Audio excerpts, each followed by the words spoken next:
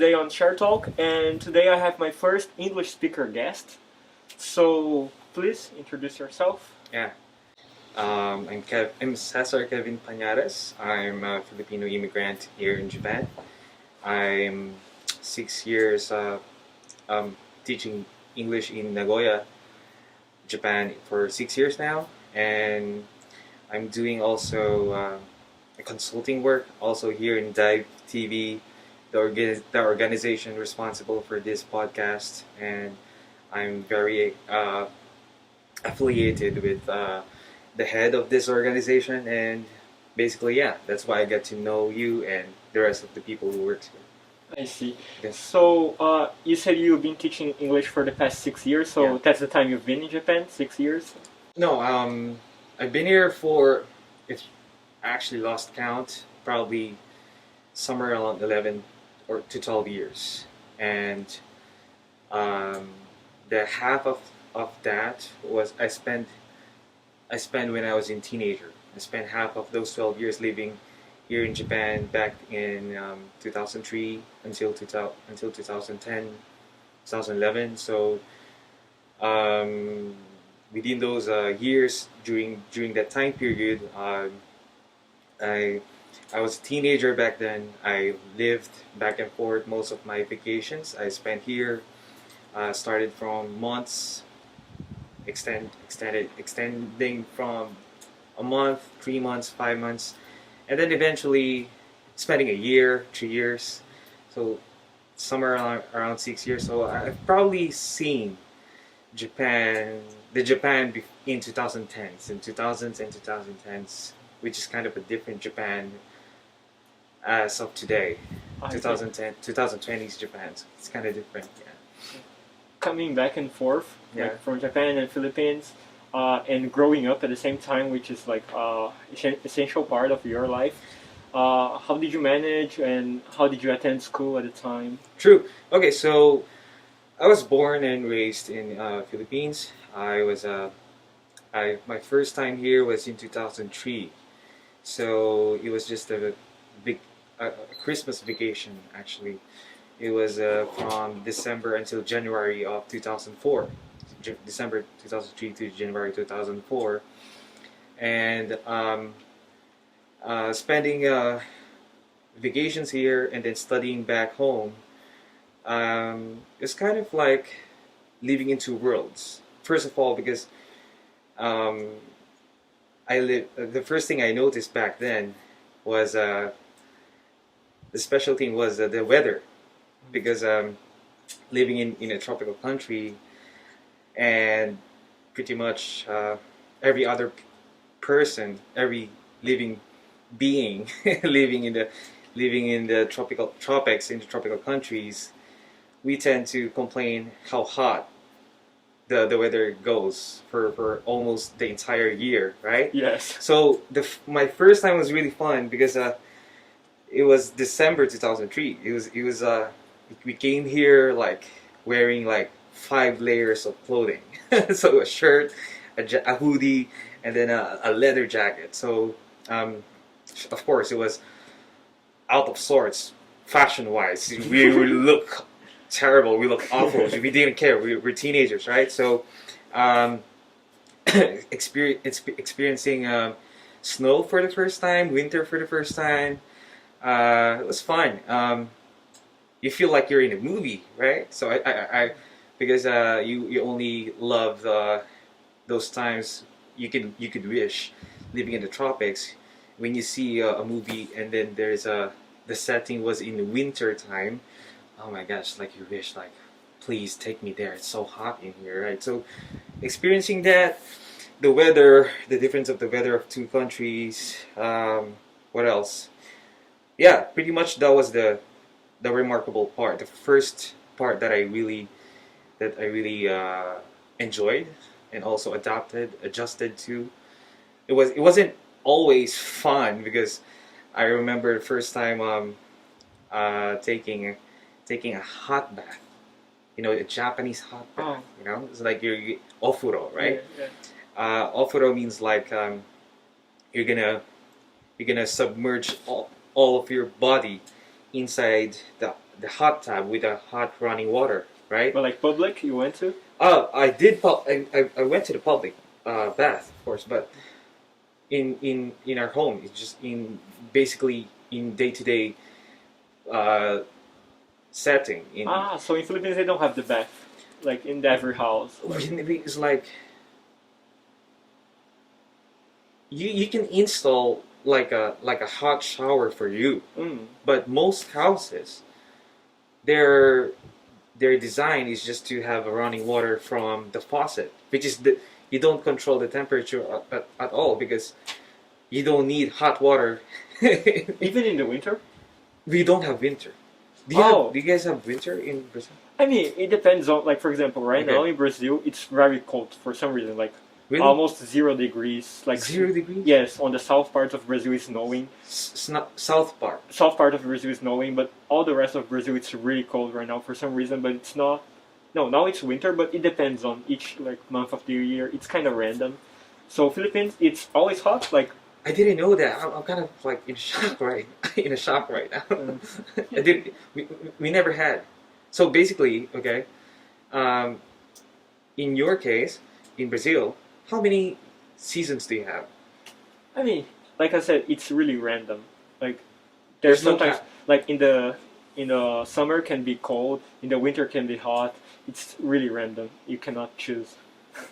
What's the coldest? Like for the region that I was born in, it was like 10 degrees. 10 degrees. Yeah, it's like the really cold part. And that's the urban areas, right? Yes, Sao Paulo, yes, right? Yeah, yes. I didn't know this. I mean, but most of the time it's really hot. What's the most of the time? What's the temperature? 27, 30. 27, 30. Yeah, something like that. So yeah. a normal summer in Yes. tropics. Yeah, it's kind of like yeah. I didn't know that. That was you guys are pretty much. We would love to have you better than in Philippines. So Philippines, it's always hot. Yeah.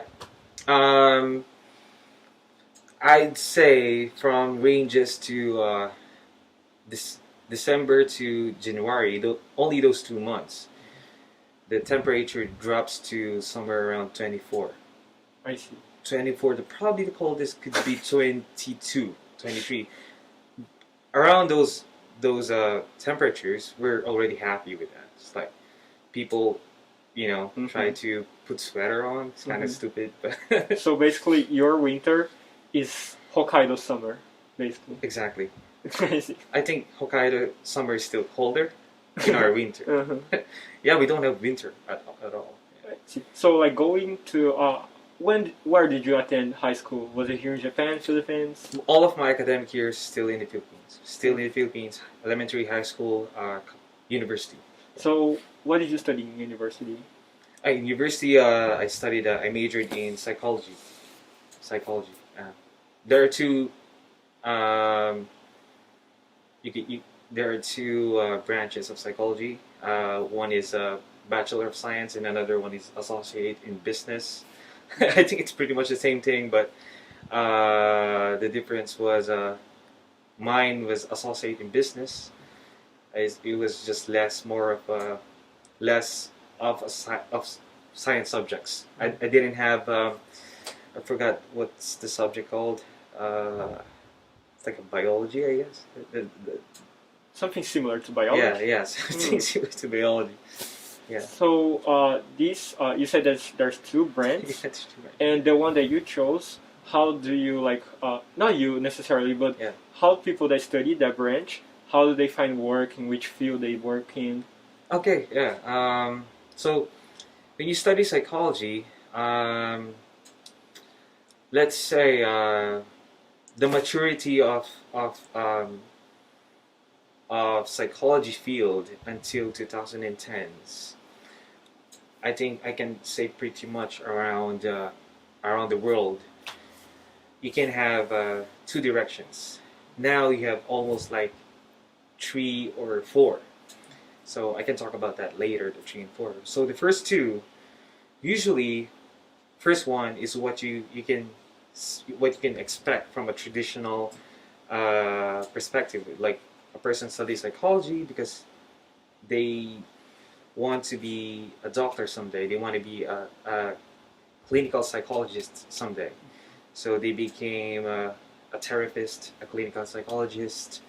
Uh, the the character that you see in the movies, like That's what I have in mind. yeah, sitting down, talking and writing stuff on a clipboard. The other one is on the business part, on the industrial part, which is um, the HR department, working in the HR department, and the other one is working in, like I mentioned this before, the industrial organizational psychology. Organizational psychology. This is kind of like the shadow behind every organization, every established organization. It's like mostly a lot of them working in a consulting company, and they provide services in companies, in tech companies. For example, like there was a big revolution back in the 2010s. There was a big revolution in tech industry where office designs were revolutionized. Office open spaces for work, for offices, open spaces. Um, uh, it's not the traditional cubicle type. Yes, that's what I have in mind. Like Exactly. yeah. Yeah. So that those ideas were uh, pretty much came from industrial psychologists. So one being a clinical psychologist, and two HR and HR/industrial psychologist, and the other ones that just popping out recently, sports psychologist. So it's like a coach. Oh, it's they have their own department now. So think about this is actually a real, these are hard facts. Football teams in England, some of the teams that initially provided this kind of programs is Liverpool Football Club in England, and most of the players there who are not in their peak physical condition, who are not performing on their peak, on what they used to before. So some of those issues are not physical, it's mental. So they provided this sports psychologist. So this sports psychologist is embedded on the team, embedded on the club. So the players come to talk to this experts to talk about their life and what do they feel, why do they feel like the exhaustion of probably working day to day in as a sportsman, which is interesting. Yes. So and then you can see, I think one of the guy who testified on being improved by these programs is Raheem Sterling, and he said like sports psychologist saved me. So because like he was not performing very well, and then he eventually needed consult help from sports psychology, the team's sports psychologist, and then basically he improved again his game. It's kind of amazing. Talking about sports, Yeah. like recently we had the Olympics. We are Yeah. having the Olympics actually, and I heard like a news about from Philippines. Like there Yeah. was the first medal Yes, that they yes. won, right? Like weightlifting, right? Yeah. That's how Yeah. did you get like the news? Like how do you see that? Yeah, thank you for that question, because it's it's like a national, it's a national thing right now in the Philippines. We're so happy about that because this is what I like about talking to you, and we shared about the many things about Brazil politics in Brazil too, right? Mhm. Governments and how things are going on for the governments in Brazil. Same thing in Philippines, but I think Brazilians in terms of sports are way better than Philippines. So in Philippines, we we we don't really feel that the government is supporting enough the sports programs. So imagine for 87 years of participating. I wish I got that correct. 87 years of participating in the Olympics. The closest one that we only had was silver medal, and it was kind of like I think way back like. So this medal, it's the first gold. It's the first gold. Ah. Of the entire participation in the Olympics. So think about that.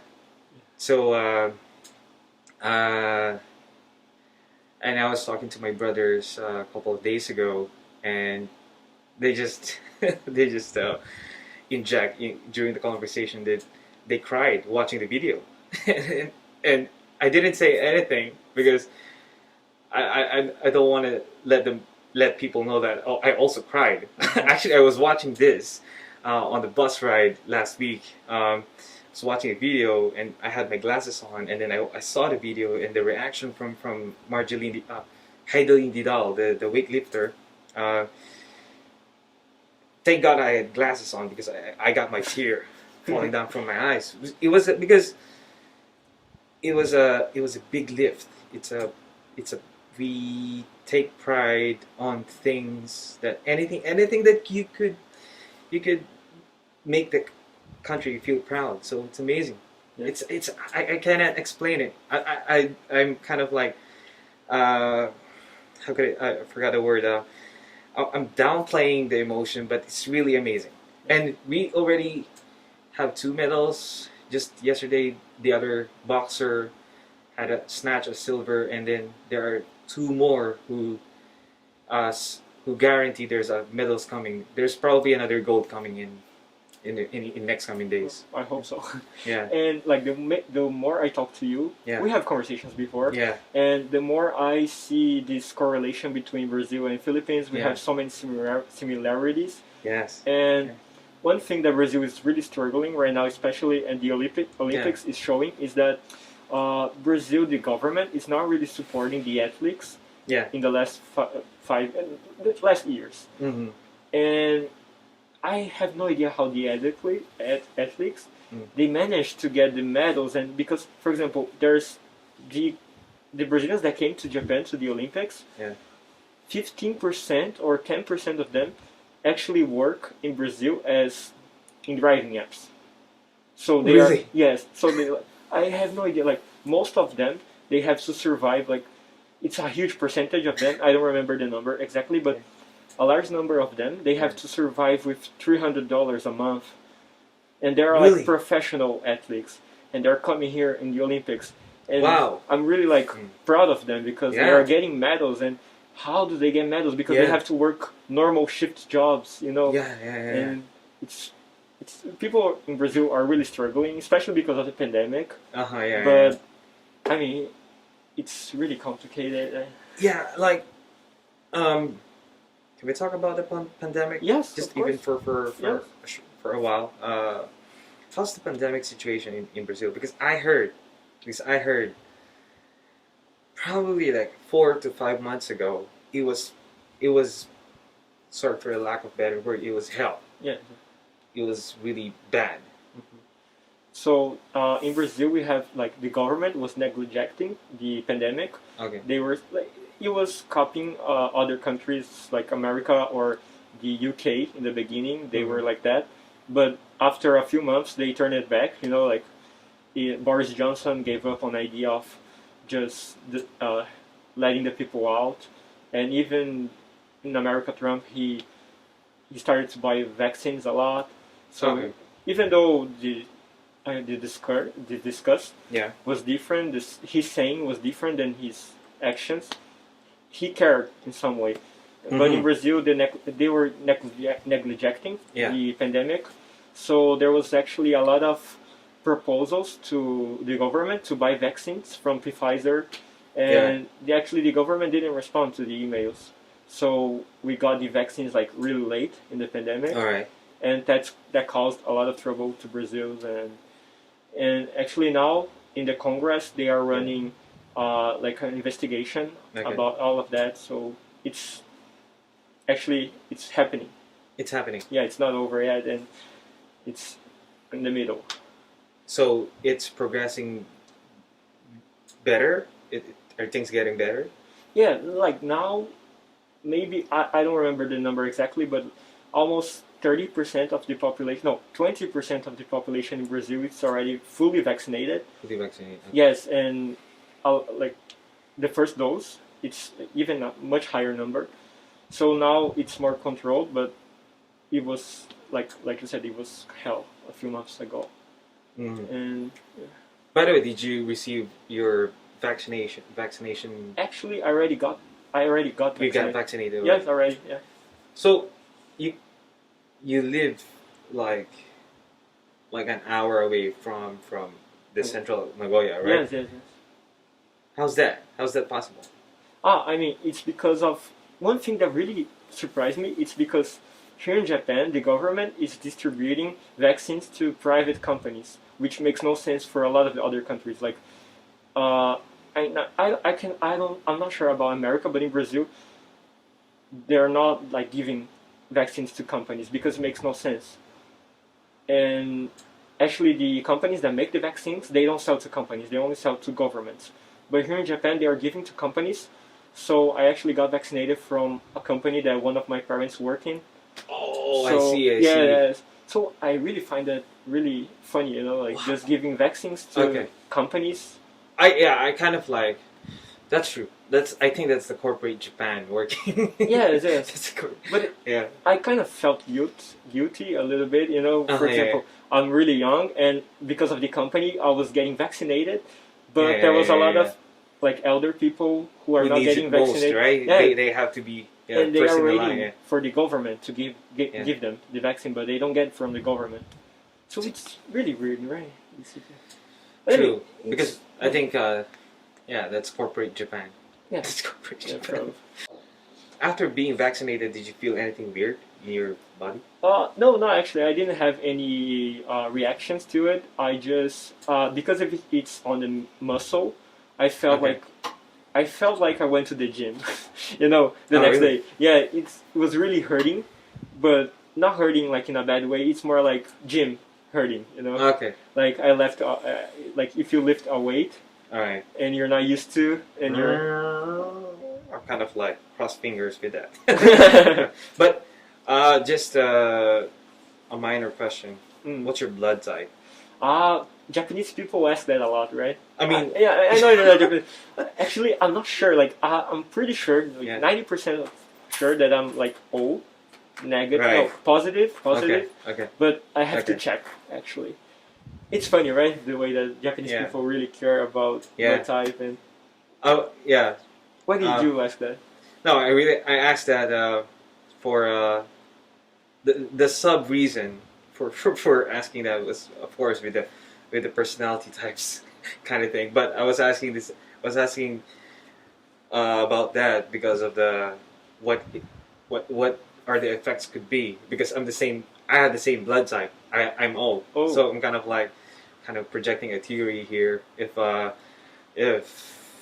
we have the same blood type and nothing goes wrong in your case, and we have the same blood type, so pretty much I can expect that there's nothing gonna go wrong in me being vaccinated as well. No. I think it's not related to blood type. Maybe it's mostly because of age, probably. Right, yes. Right. So going back to the university, how was the college experience in Philippines for you? Right. Okay, so this question, right? How's the college experience? So, what sort of answer are you looking with this?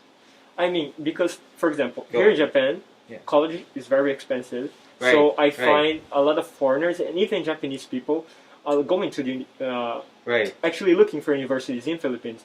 So a lot of them speak English, so they think, it's not a problem. So what should these people that are trying to get into the university there really like? What should they know about? Expect, right? So yes. So most likely people, let's say in Japan, who are seeking a university outside Japan, and they could also learn English, right? Okay. So in that case, my experience in college, first of all, it's like around the estimate of how much the price. For 4 years in Japan, It's around $50,000 if I'm correct. For the whole college? If the yen and the dollar is 1 to 1. Oh yeah. It's around $50,000. Wow. Gohakuman, right? Yes. So $50,000 in US dollars.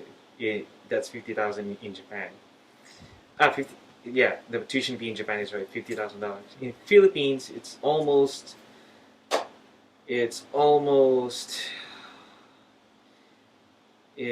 Okay. So it's almost like just 8,000 US dollars. Wow. So compared to Japan's 50, in Philippines it's just $8,000 for the whole 4 years. So it's kind of cheap. A lot cheaper. And the $8,000 university are actually good already. They're pretty much a decent university already. And if your goal is to learn English there, study English there, study the curriculum, everything in English, and looking for a English-based curriculum, you can pretty much really like propel your progress from close to being native at the end of the school year. Finishing your college in the Philippines, you can you can propel to close as being native. It depends, of course, of how much you study. Yeah, of course, right. So, like, in these universities, if you go there as a foreigner who speaks English, do you have to attend a different kind of college that has it's special to receive foreigners, or no? No, you can't pretty much attend any. Yeah. Really? You don't have to learn Tagalog. No. No. Yeah, not at all. Yeah. I don't think so.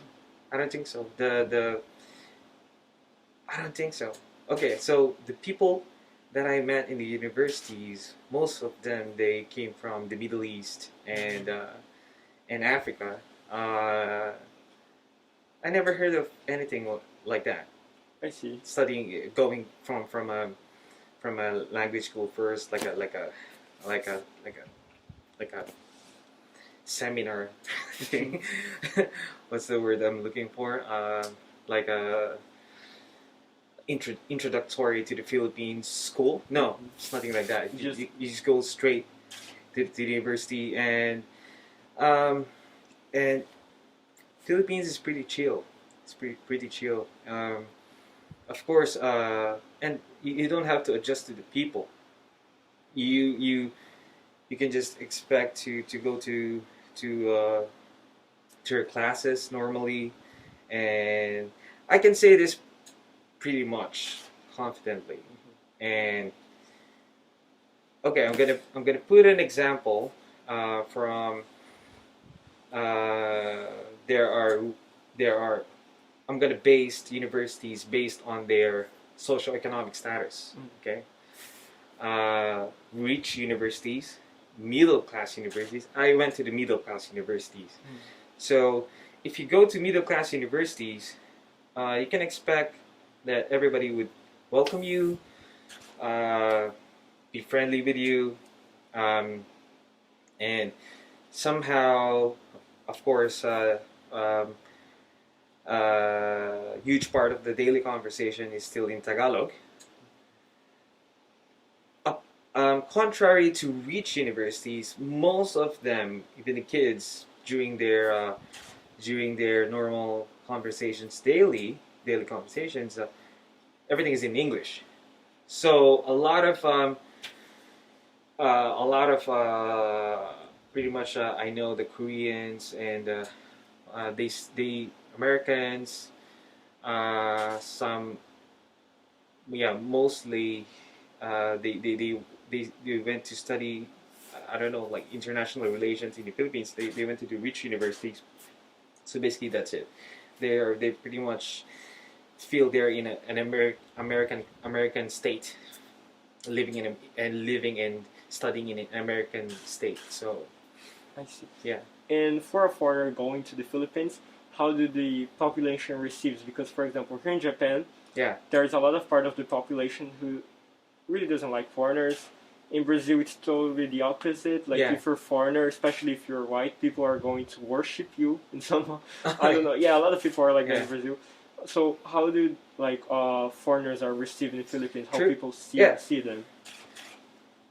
We never talked about this before, right? No. No. I think you kind of reserved this question. No, actually, I just created it. You just popped out Yeah. right now. Really great question. Philippines is some of the most, if not the most, cheerful country in the world, and a lot of foreigners could testify to this. And that's the thing I can take pride with my fellow countrymen.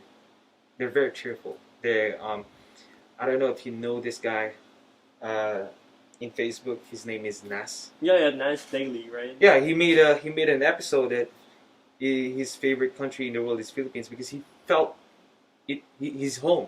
He never felt an outsider because, like I am towards to you right now, I'm to everybody, and multiply that to a factor of 100. Everybody around surrounds you. Like if some if people kind of like get probably puts off from my energy, people back at home because I'm too friendly. People back at home, they're friendlier. They're more welcoming. The more you talk, I feel like, oh, maybe I should go to Philippines in the future. You know? It is. It's good. It's a good place to. Yeah. It's you can. It's therapeutic, I would say, for anybody's soul, especially if you get to develop friendships there. So you can expect a lifelong friendships there. True. Yeah. I mean, you graduated from university there. Yeah. You came to Japan, and do you recommend people like nowadays? Do you think it's worth getting a degree? Because I know that you don't necessarily. Wow. I mean, interesting. It's a hard question, but it's interesting. It depends a lot on the person actually. Yeah. But do you think nowadays, which, for example, here in Japan, college is so expensive. In America, it's even more expensive. So, do you think it nowadays is worth, or do you think people can get by? Right. And if the person puts really effort into it, they can build their own career. Right. Right. Okay. Upon hearing this podcast, we talked about some preliminary setup, who could be the audiences of this podcast. We talked about this, right? And I kind of received from you that a lot of the potential audiences here are teenagers. So it's kind of so speaking from a guy who is 10 years older from a teenager because I'm 31 already. So I pretty much have the like a credibility on this question. I could answer this with credibility, right? So question is, what should I recommend going to college? Should I still recommend getting a degree? Yes and no. Yes, because it transforms you. It gives you, the best thing about going to college is, for me, and I say this in my normal conversation, the best thing about college is learning how to research, learning to conduct a research. So, in Brazil, do you have a thesis? Yes. It's called thesis, right? Yes. Okay. So, have you ever done thesis before? I mean, I did one in high school, but it's more like preparing to the actual university instead of the real thesis, final thesis, you know? Right. It's more just like making the students more used to the format of the college. Right. So basically, what thesis taught me is making an idea become a reality. It's amazing to say. So if you think something is correlated with something, like back in psychology, the first experiment that I did was it's kind of an interesting point in our conversation. So you go to Starbucks, right? You go to Starbucks, right? Yeah. And what do you feel when you go to Starbucks? It's expensive. And it's not really that. It's overrated. It's overrated. Yeah, it's overrated. But the feeling of sitting and have drinking coffee inside the Starbucks, how do you feel? I mean, it feels like it's comfortable, Comfortable. Yeah, it's comfortable, So People it changes your mood somehow. Yes. Right? Yes. So I had this curiosity before. If jazz music affects your mood. So I conducted a research back in college if jazz music affects concentration. So that's the best thing about university. And that was your thesis? That's just actually the psychological experiment in one subject. Oh, okay. My thesis is another topic. Yeah. So that's what university gives you. Your brain is broken apart to be open to ideas. So pretty much it amplifies your brain for learning. So it's not about the subject only itself. It's more like the way of learning, the networking that you're going to make. Yes. And the amount of curiosity you will have during the time. So it's important. It's important that because what year do Brazilians start in university in Brazil? I mean the age? Your age? Around actually 17. 17, same. Yeah, it's the same. Here in Japan is 18, right? It's a little bit. Yeah. 18 because they have the senior and junior high school.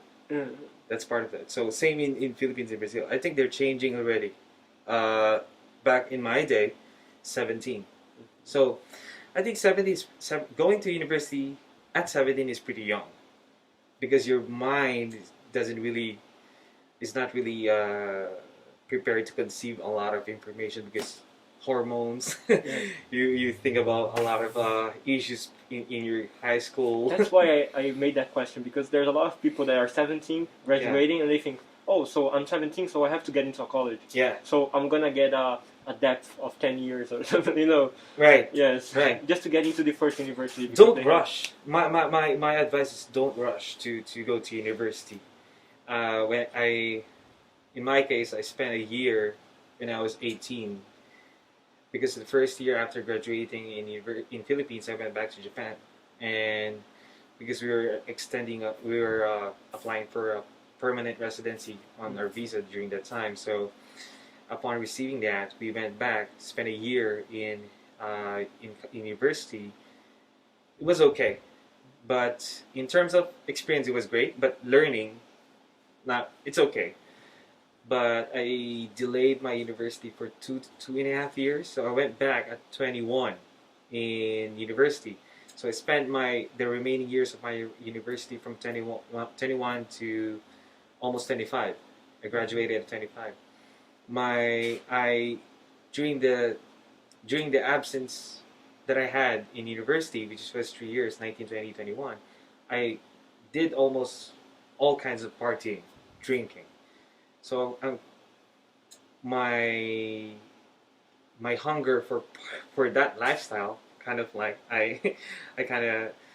it's not as it was before. So I'm kind of like satisfied entering university again.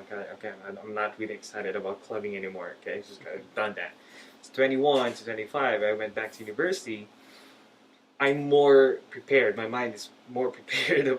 You're more learning. mature to it. Yeah, on learning. So I pretty much made it really worth.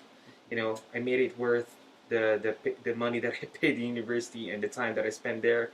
I extracted every possible juice I could in every seconds that I spent there, which is a good thing. So that's the yes part. Okay, if you, that's the thing you could gain from getting into university. The no part would be a lot of, it's a different time from where it was, because iPhone was just invented during 2008. Seven, 8, 9, 10, and it's different from, it's a totally different world now. So I think my generation is still on the stretch of that old uh, life pattern. Get into college, get a job. Study, get into college, get a job. Nowadays, you could make an app, and if it's good enough, you could make earn a living. You could turn that into your life's work, right? And probably sold it to companies. Did you like there's a Australian kid in Australia that developed I think an application about reselling, yeah, basically reselling stuffs. The kid is, you know, way younger than you and me. It's like, I think it's like 16 or 17 or something. So my advice, if you're not gonna get into university, is to develop a skill based on making digital contents in computers, either programming, and if you could gain like a license based, which you could put on your resume, that could be a good, that could really, that's helpful. It's helpful. So yeah, that's people who don't want to go to university, pretty much they have, because they have reasons, right? They're confident, like, no, I don't want to go there because it's just not accessible, you know, sometimes. Okay, if it's not accessible, you know, sometimes they cannot afford. Yeah, study something. That's the, and anything about computers, try to excel. Yes. So you told me that you worked as a English teacher for the past 6 years, and how was the English teacher experience here in Japan? It was great. So coming here initially from an English-speaking country in Philippines, it's so difficult at first because the language that you get, because my expectation when I was in elementary in the Philippines, I thought the whole world speaks English. Really? Yeah. It makes sense to think that, right? If you grow up in a country where everybody speaks English, because you study that, yes, right? Yes. Because well, the world, the image that the world is trying to give you is that if you want to go outside your country, boy, you need to speak English. You know, you need to know how to speak English. So coming in Japan is so difficult. I remember my first time buying French fries and in McDonald's, and I said French fries. It's not called French fries. It's called potato. So when I was teaching, I need to go back to start with the basics, with the basic grammar, with the subject verb agreement, and nouns, and it was it's a lot of effort, but half of the time, because there are different kinds of being a teacher, right?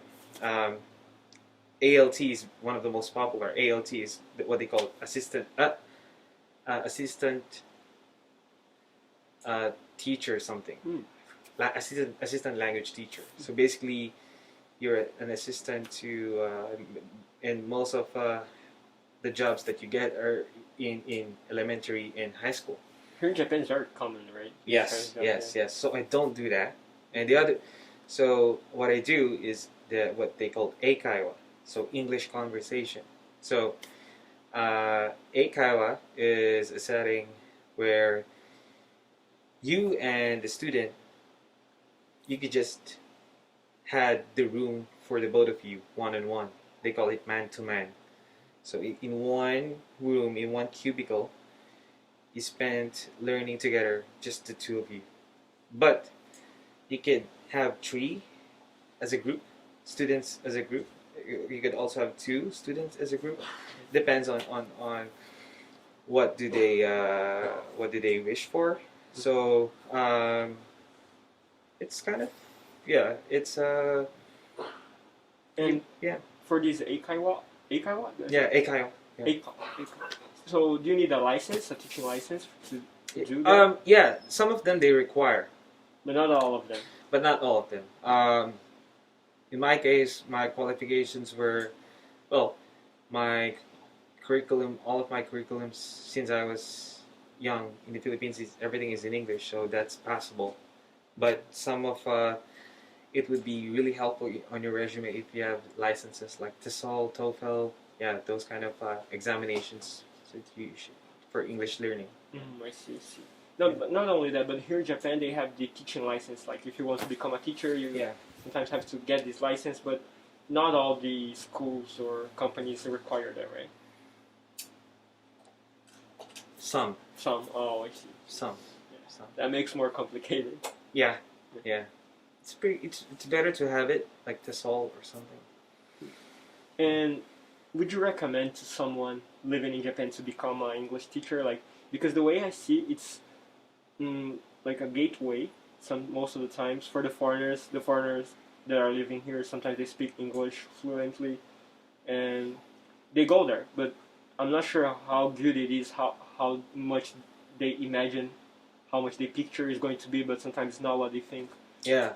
How do you? Would you? So, I'd say the English teaching industry 15 years ago was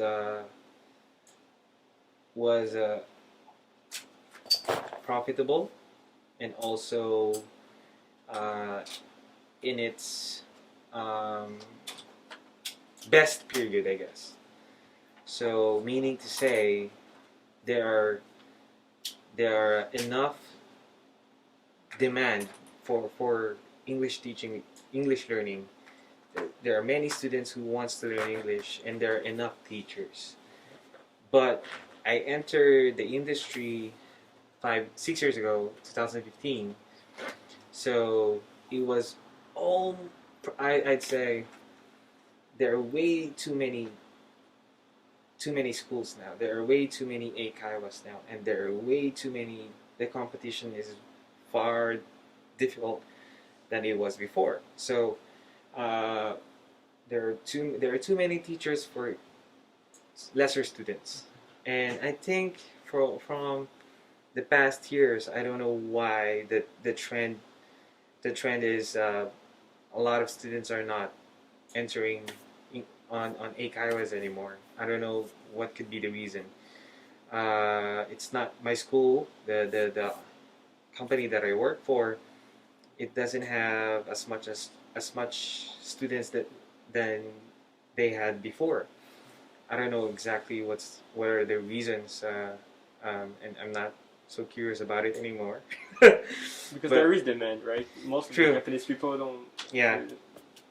I don't know why, but yeah, big part of why it was a English teaching industry was booming back then was the Olympics.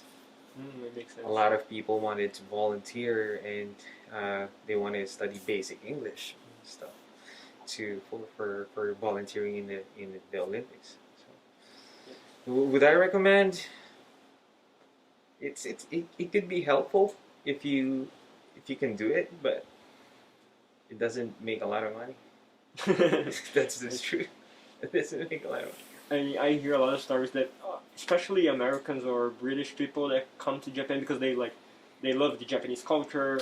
Yeah. And they come here to become English teacher because it's the easiest way to come here as an English speaker. Yeah. And most of the time, they go back within 2 years, 3 years, because they get really disappointed because they created an image like, oh, it's okay, just like they don't want to teach English. They want to go to Japan. Yeah. And so you're saying that there's a lot of foreigners in Japan that Right. it's not that they want to become teachers. They just want a better job. Yeah, right. That's true. Yes. That's true. I saw many of these expats, many of also these short-time expats from Europe, from UK, from America. They just come here to escape, and then eventually that that reward feeling diminishes over time, and they kind of like, I can't do this anymore. So they eventually go back. Yes. So what jobs are you aiming for in the future? So at this period of time, I would love to be part of. I would love to start something in the Philippines in the future. That contributes on sustainability and environment, taking care of environment. So could be forgot what's the word sorry, okay, I need to pronounce this perfectly. Agrophonics. Agrophonics? Sorry, I have no idea what that is. So agrophonics is it's a fancy way of saying planting plants. So it's like a vertical farming, you know. But you don't do that in the traditional land. You could set up a warehouse, a space where you could plant any sort of vegetables and yield crops there, and in a very sustainably contained environment. So the water that supplies the vegetation, the plants, also is the water that that's it's basically just going on its cycle inside the facility. So it's like very fast, efficient, and sustainable. Yeah. Sustainable, efficient. Special water, special soil. Low. What's the word I'm looking for? Low maintenance. It's a low maintenance facility, but it's very sustainable. So some of the best practices that you could do with this concept is, for example, in Philippines there are so many areas that are vulnerable to typhoons, so storms, typhoons. So when that happens, the vegetation gets ruined by the storm and the flooding. So if you set up agrophonic warehouses or agrophonic spaces, you could create a source of a very good resource of food in some towns that is sustainable and also reliable source. So they don't have to rely on the crops, and they could worry less about the typhoons and the storms. How do you see the Philippine community here in Japan in the future? Oh, okay. I didn't expect that question. Okay, Filipino community in the future. Okay. In Japan. In Japan, Filipino community in Japan in the future. I could see some maturity. Because I think the individual plays a big role on what makes up a community. So I think from my observation, a lot of Filipinos are maturing to be more civilized people living in Japan. So you mean more Japanese? Kind of in between.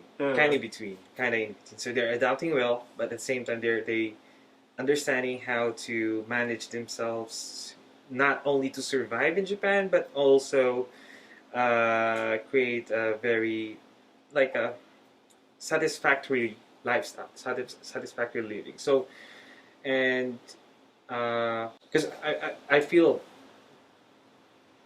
regardless for every person or for a lot of people, I think there's also the same thing with Brazilians. So people who, who are not, let's say, the most civilized, people who are misbehaving, Yeah. you know, they somehow they know they are being watched. You know, somehow they know they are representing the flag. So with how do I say with the cautious feeling of knowing that you could be criticized by not behaving well as a foreigner, as an immigrant in this country. Somehow that cautious feeling molds the person to behave well, even not at the present moment, but in the future. So hoping my hopes in for Filipino community in the future, positive. Because I'm a positive guy. Basically, I'm generally a positive guy. Hoping everything, based on from my observation, everything is going well. Anyway, so I see. So about like working here in Japan, yeah, among the Japanese people and yeah, being a foreigner, yeah. how do you fit within the Japanese society? How do you Right. get along with the Japanese people? Right. How did I manage to fit? Right. Yes. So it wasn't. So people who are thinking about living and working in Japan, I always um, provide caution to those people who are thinking about living here, because it's not rainbows and butterflies. Okay, no matter how hard working you are, it's not going to be easy. So there's a very good story I could tell you about this. When I returned in 2015, right after graduating in the Philippines and returned to Japan to start working as a teacher, I decided myself to change my perspective on how I see Japan. So when you first time you come to Japan, the first thing you can feel, the first thing you can uh, is everything is strange, especially in workplaces, right? Because it feels like everybody's stoic. Yeah. You feel like they're robots working, going back in their home, and then where's the fun part of living here, right? So uh, you complain with the strangeness of differences of the place where you've been in Brazil, in the Philippines, right? So different. So I decided to change my perspective and learn how to look Japan more academically or scientifically. I studied about their history with the it helped me a lot studying about the history, because what you see in the moment, if you complain about at what you see in the moment, it's a product of years, hundreds of years of cultivation, hundreds of years of, of development. So if you study the history of why Japan is like this, you can trace many answers from your complaints back from studying history back in ancient times, back in different periods of Japan. So I studied about history, Oda Nobunaga, Tokugawa, Ieyasu. I forgot a lot of them. So little by little, I tend to complain less, and I decided one day. So this was the time I work 2 jobs in one day. Basically, my schedule is working in a restaurant from 10 a.m. in the morning until 3 p.m. in the afternoon, and then working teaching from 6 p.m. in the evening to 9 p.m. in the evening. So I was working in the restaurant, and all of the staffs works there are Japanese. I'm the only foreigner. So I have no choice but to adapt. So it was enforced adaptation for me. It's make it or die. It's make it or go home for me, right? So when I got there, I wanted to be localized. That's the phrase I could say the best, describe it the best. I wanted to be localized, and imagine serving food in the morning in the central area and downtown area. You can feel the energy of local people, right? I observe how Japanese work in the restaurant, and I observe how Japanese customers behave in the restaurant. So it was a fascinating time. A fascinating time in a way that, because Filipinos are loud, we're so chill as well. We don't like any rules that is provided in some workplaces are meant to be broken all the time. So, and Filipino customers, they're pretty chill as well. You can expect a Filipino person to kind of like disobey rules most of the time, but of course, that person knows also how to obey the rules, but just like tend to disobey them for personal satisfactory, right? Mm-hmm. So to satisfy their own comfort, right? So I adapted well during those period. It was fun because I chose to. So if I didn't set up my mind to experience that, to look things in that way, I wouldn't change. I wouldn't evolve to a different person, from a different Kevin. So I could say, but the byproduct of that experience, there's a Kevin that goes with Japanese. Yeah. There's a Kevin that goes with Filipinos. There's a Kevin that goes to other foreigners. So for me, that's the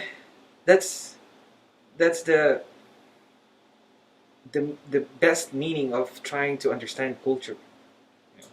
Stop complaining, but understand them. The way they would understand you. If you don't like it, it's okay, because there are other countries in the world that you could probably fit in more. But in my case, because I was living in Japan, yeah, I can describe this like, probably I told this sometimes with our other Brazilian friends, that I share some Asianness with Japanese, even though Japan is totally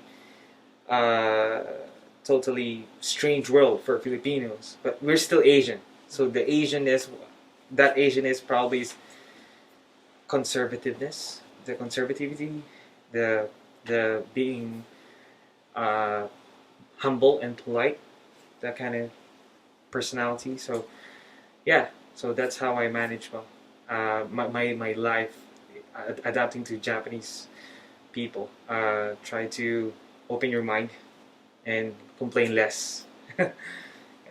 So a lot of foreigners that came here, especially young people, yeah, they came because of their parents. They didn't choose to be here. Right, they were right. dragged by their parents right. to work usually. Yeah, And you were one of them. I was one of them. And how did you accept that? How did you grow up in that case? It was difficult at first, because you can hear these words that this is much better than back home. It's better to live here. So stop complaining. Forget your emotions, right? Forget your friends. Forget home. Try to adapt. So that's the phrase that you're exposed to almost every day living in Japan. Your initial moments of living here in Japan, right? Especially when you're started working. For me, those times were my teenage years. In your case, same teenage years, right? Yes. Right? So, okay. So, I went back to university. So after spending some time, my teenage life in Japan, I went back to university. I thought when I went back from ages 21 to 25, I thought I escaped hell. Japan was hell? Japan was hell. I thought I escaped this pressure, this world full of pressure and stress, So I can say I was pretty lucky spending 4 years back in university in the Philippines, because back at that time I can collect again my composure. I can reassess myself. I can go back and rethink things. So, but one thing that I hated in the Philippines was the weather. I hated I hated I hated I hated that the fact that I tend to become unhealthy there because of the food, because the food is and the lifestyle, you know. So I missed the making small money when I was teenager in Nagoya. So after graduating, I realized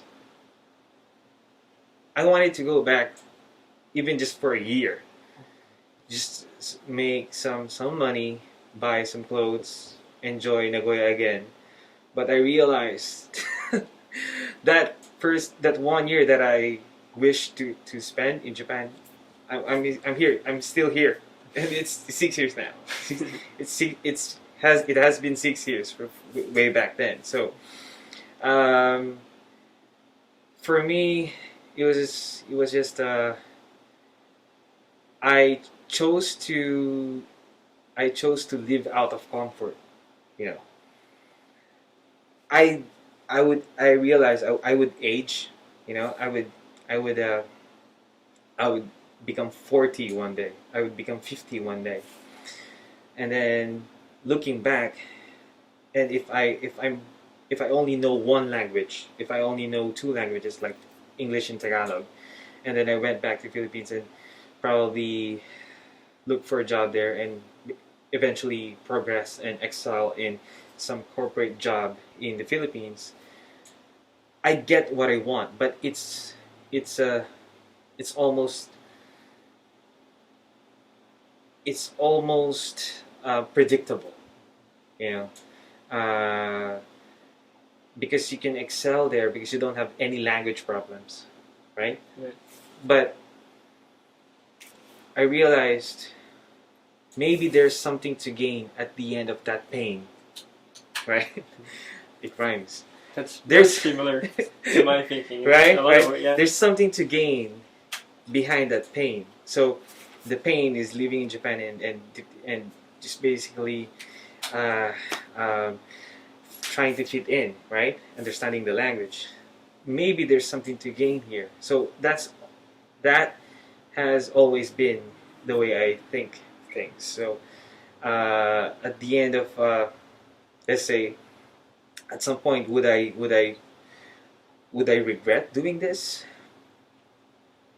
And I can say fairly now that I'm lived a sufficient amount of time, like sufficient amount of time living in Japan instead of in Philippines, I didn't regret anything. I'm I can say I pretty much there's a lot of articles that has been written about this, that you have a better sense of self when you live in other countries, not in your hometown, because when you the person you develop, who you are in your hometown, is just a programming that has been developed for hundreds of years, and you just happen to be born there. You would never know if you are a different person. You would never know if you don't like that. You would never know if there's another you if you don't choose to live to another place, so it could be not it could be other countries, not just Japan.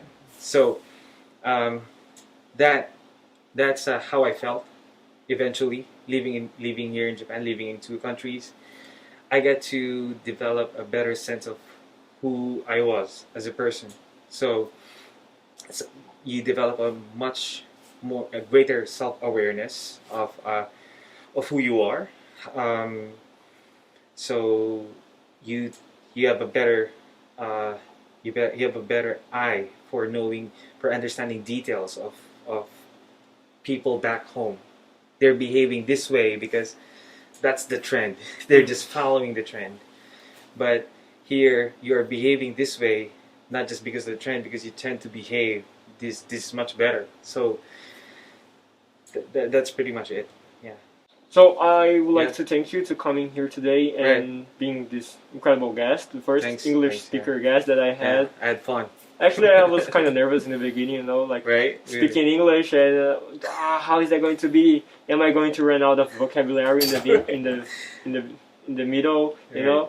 So, I mean, since it's the end, maybe you can promote like information about you. I mean, like social medias or project that you're doing, something like that. All right. So, well, first of all, you did a great job. You did a great job, and your questions are pretty much on point, and the way you put it out is great.